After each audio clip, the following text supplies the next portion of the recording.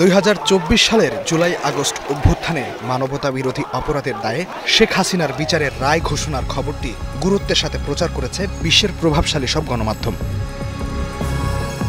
বাংলাদেশের ইতিহাসে শেখ হাসিনাই একমাত্র ব্যক্তি যিনি মানবতা বিরোধী অপরাধের দায়ে দণ্ডিত প্রথম কোনো সাবেক প্রধানমন্ত্রী। ফলে এই খবরের দিকে নজর ছিল বিশ্ব গণমাধ্যমের। আন্তর্জাতিক অপরাধ ট্রাইব্যুনালের রায় ঘোষণার আগেই অনলাইনে ও টেলিভিশনে সরাসরি সম্প্রচার করে বিবিসি, আল জাজিরা, CNN সহ বিভিন্ন গণমাধ্যম। তবে বাড়তি গুরুত্ব দিতে দেখা গেছে ভারতীয় গণমাধ্যমগুলোকে। পাকিস্তানের গণমাধ্যমেও এসেছে রায়ের খবর। বিবিসির খবরে বলা হয়, জুলাই আগস্টে নৃশংসভাবে বিক্ষোভ দমনের ঘটনায় বাংলাদেশের সাবেক নেতা শেখ হাসিনাকে মৃত্যুদণ্ড দেয়া হয়েছে।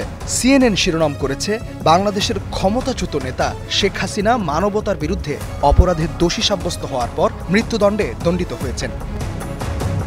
আল জাজিরা বলছে, ছাত্র নেতৃত্বাধীন বিদ্রোহ দমনে হত্যাকাণ্ডের নির্দেশ দেওয়ার অভিযোগে দোষী সাব্যস্ত করে ক্ষমতাচ্যুত প্রধানমন্ত্রী শেখ হাসিনাকে মৃত্যুদণ্ড দেওয়া হয়েছে।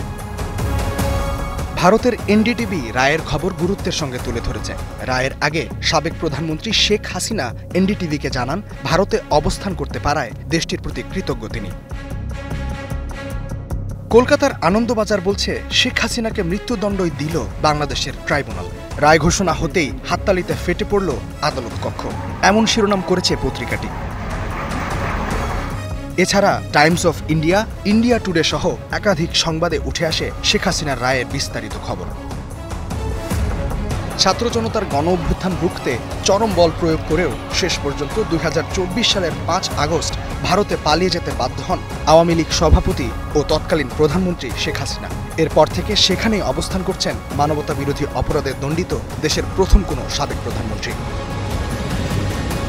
ইস্তিহাদুল মাহমুদ, স্টার নিউজ।